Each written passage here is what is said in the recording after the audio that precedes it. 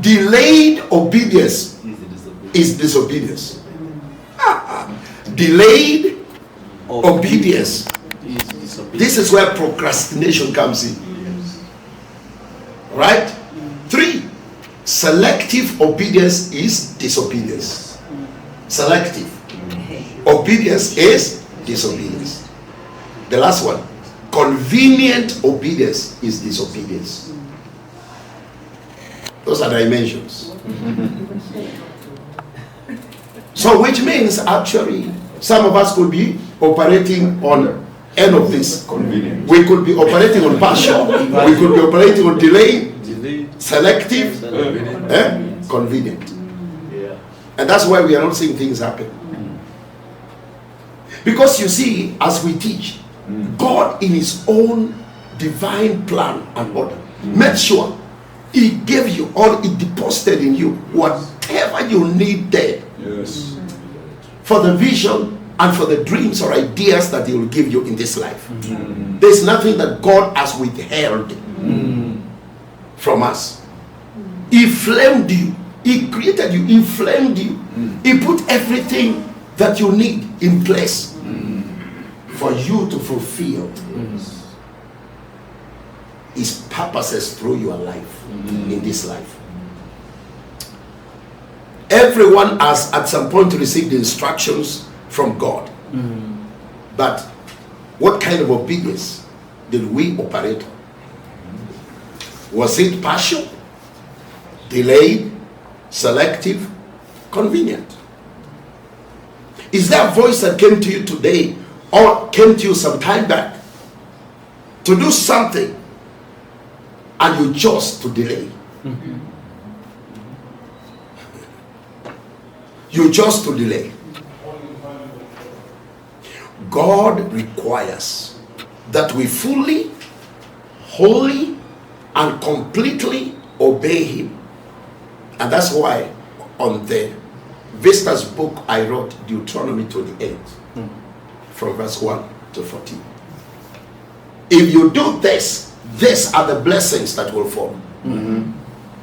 But the opposite is, if we do not, there is what will follow. Ladies and gentlemen, obedience is costly, but at the end of it is priceless. So we get divine instructions through his word. We get divine instructions through prophetic utterances. We get divine instructions through an audible voice. And sometimes what happens, God uses circumstances to speak to us so that we get to know his will for our lives. Abraham had, he obeyed. We know what the Bible says about him. Noah heard from God, he obeyed. We know what happened. What of Jonah? He hears from God, but he disobeyed. What happened? Selective obedience. They are right. Selective obedience. What of King Saul? He disobeyed God and he lost it, as recorded in 1 Samuel chapter 15, the last one in the New Testament. Mary, the mother of Jesus, comes to the hosts and tells them, listen, yeah, you are running out of wine, but listen, the master is here.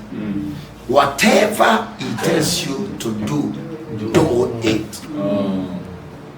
He prepared them. She prepared them. So they come to the master. Master, we have run out of wine. Jesus tells them, do this. Gather as many water pots as you can and fill them with water.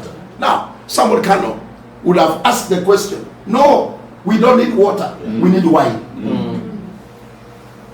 But what we see there, the mouth of Jesus and prepared them. Yes.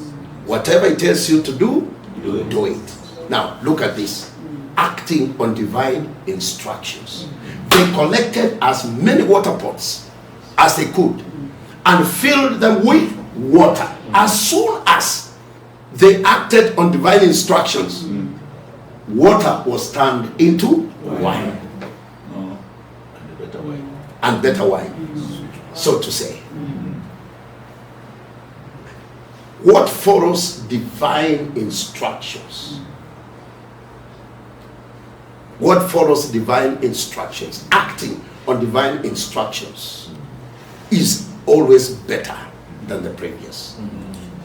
Because the Bible talks of, I will do a new thing. I will do a new thing. The Bible is full of, I'll do a new thing. So what you are handling right now in ministry is good enough, but it's not better. There is another place called a better place. Eyes have not seen, ears have not heard. Neither has it entered into the hearts of men the things that God has in store for us. So I want to say, it's not until you act on divine instructions that you will see the hand of God. So Dr. Terry, together with the team here in ASLEAD, let us follow what God is saying, step after step. Step. When God speaks through his servant and says, this is not the direction we are taking, let us have faith, but also act on divine instructions. Walk in tandem with what God is saying.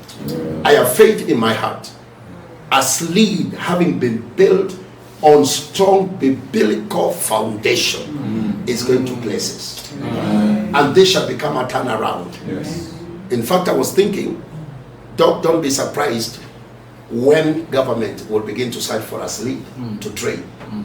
To train politicians, to train members of parliament, senate, and even some of these cabinet secretaries. Because you think they are leaders. They are not leaders. They are sycophants.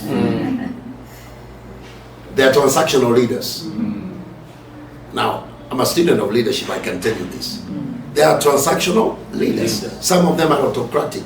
Others are laissez-faire leaders. What we need in this time and hour are servant leaders. That's where ASLEAD will come in to train. We need servant leaders. We need transformational leaders in all spheres, in every mountain of influence in this country. So you see what is happening? God is preparing ASLEAD. Is preparing ASLEAD to become a transformative agent in governance, in our institutions of leadership. And that's why I could not resist. I said, if my wife graduated and she has challenged me in the house, and here I am given admission, with my PhD, I have to add servant leadership. So that when that time comes for training, some of us will be there to help you to train some of these leaders. Senior government. And tell them, listen, what we see on television is lack of emotional intelligence. This is how you are supposed to address the public. This is how you are supposed to address each other. Not shouting matches. Because whatever you're doing is activism, not leadership. The Lord bless his wife. Thank you so much.